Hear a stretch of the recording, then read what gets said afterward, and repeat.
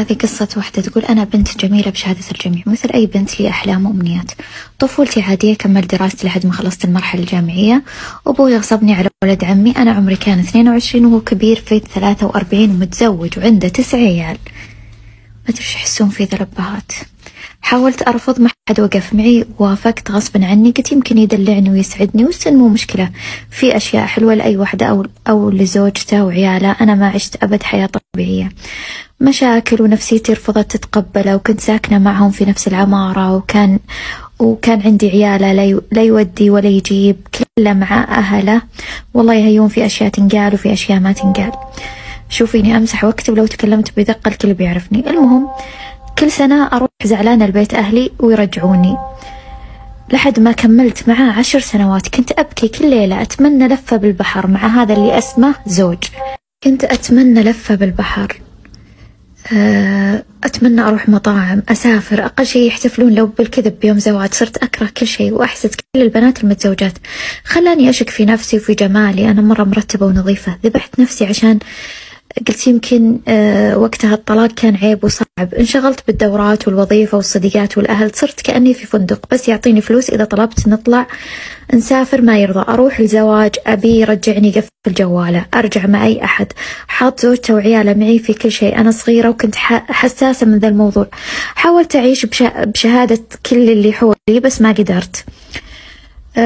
أروح المستشفى أقول أبي أحمل بس أنا كارهة الزوج، تقول لي الدكتورة ما فيك شيء، غريبة ما حملتي. وصلت لمرحلة يهاوش ويضرب أحيانا، بس للأمانة كريم بفلوسه بس وبخيل بكل شيء. صارت مشاكل بين العائلتين تخص أطراف من جهتي ومن جهته، بس ما لنا فيها. تصدقين كنت أكشخ أحتفل بيوم ميلاده، يطالع فيني ويدخل ينام. المصيبة ينام في غرفة ثانية أكثر من 7 سنين، وإذا سألته قال كذا مرتاح. أصحى في الليل تخيل ألقاه يتفرج أفلام إباحية طول الليل ويعيش مع نفسه.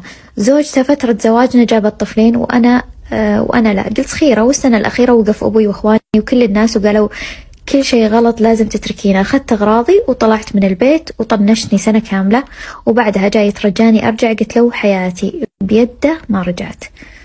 سبحان الله ما طل في الطلاق. وقتها أنا كنت بعيدة عن الله، لا أذكار لا استغفار لا صدقة، الصلاة مو في وقتها. قلت لازم أرجع لربي، هو اللي بيساعدني.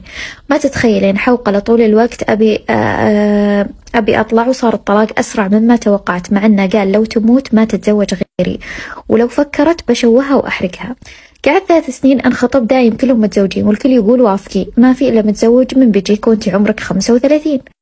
قلت أنا بتزوج الشخص اللي أحبه وبيكون نفس مواصفات رجل أحلامي. بتشوفون والله يهيون وصلت لمرحلة أحوقل في اليوم 5000 مرة.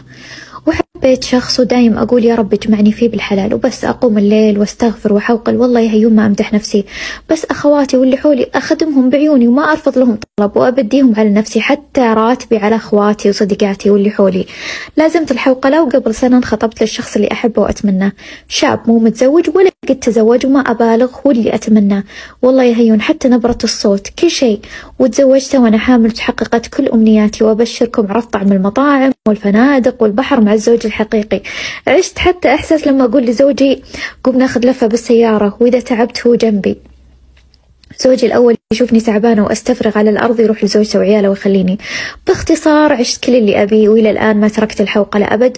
وكلامك وقصصك تخليني أستمر. نسيت أقول لك أم زوجي الأولى وأخواته وروني الموت، الله لا يسامحهم، عكس أم زوجي الحين الله لا يحرمني منها، حتى هي مثل ما تمنيت. يا الله يهيون فعلا من اتكل على الله ما يخيبه أبد. والله العظيم لو قلت قصته مثل ما صارت من أحداث والله لا تبكين، بس حاولت أرتبها وأخفي بعض الأشياء.